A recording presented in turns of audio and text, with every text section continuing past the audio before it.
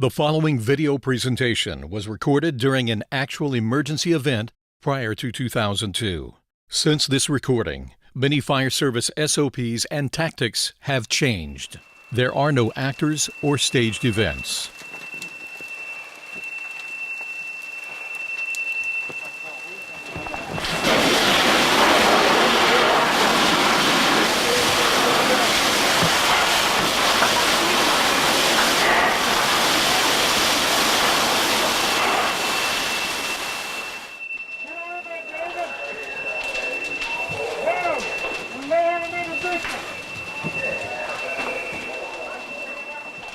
The call came in and reported that the smoke alarm was going off, and dispatch reported that the occupant in the house was coughing.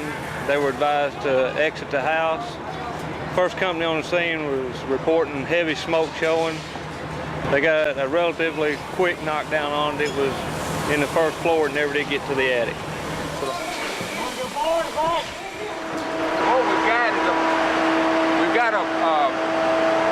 Looks like we've got a V pattern right in this area here. It goes back up. It goes back up the wall and burn out this paneling. We've got an electrical outlet here that's kind of at the base of that V pattern. And we've got some burns around this area of this couch. So we're going to center in on this area right here and on this area of the couch right here. And we're going to kind of go from there. We're going to let them come in and do some overhaul. They're going to leave this area undisturbed and let them come in and do some further overhaul. And then we'll come back in after that and just concentrate on this area a little bit more.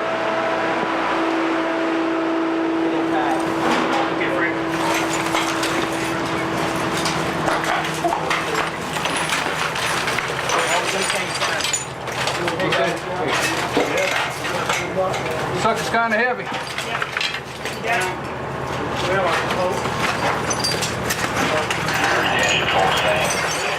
He was asleep on that couch. His smoke detector went off, and he got up, woke up. There was saw a lot of smoke in here, heavy smoke. He ran into the phone and dialed 911, and our dispatchers gave us dispatch information of a structure fire, and while they were getting the information, they could hear the gentleman coughing in the background. He was taking a nap. Of course, that smoke gives off carbon monoxide, and he probably would have never woken up from it, because it's just going. That's the way the carbon monoxide affects you, and the smoke affects you. You never wake up from the smell of smoke. You just kind of put you off into sleep, and then you die from smoke inhalation, basically. So that goes back. If that gentleman hadn't had that smoke detector, we probably would very well likely had a fatality here at this house. Even we're around the corner from where the fire was, and we're already experiencing heat in here. It's already deformed this smoke detector up here at the top. So we already had heat damage up here. We've got heat damage on this is a carbon monoxide detector. So we're already experiencing heat damage in this room in here. Now you can see where your smoke level was already at. We've already got a heavy smoke line here. It kind of runs across this door, and it was starting to bank down and into here. Of course, I'm kind of tall. I'm 6'5", but this heat level comes up chest high on me. If I had been awake during the night and was trying to exit the building and walking through this superheated air up here, if I breathed in this a couple times, I probably would have made it out of the house. So that's the reason why we always stress when we do public education is for people to get down low and crawl out, because you can look down here on the bottom. There was smoke in here, but very little smoke damage down on the bottom side until you start getting up to about 4 feet or so 4 or 5 feet off the floor in this particular situation. You still had a viable environment to get out of the house. By the looks of the wall and the couch, comparing this damage to the damage over the rest of the room, you can tell this was the worst damage, so we started focusing on this area. Got to observing this socket. We had something plugged in. The wiring on the back side of the socket looks like it's in pretty good shape, although it has been in a fire.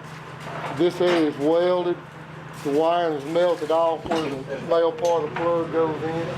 So this is going to be our prime suspect. We originally were looking at that electrical outlet, and we noted in there a while ago there was nothing really wrong with that electrical outlet per se when we took it away from the wall.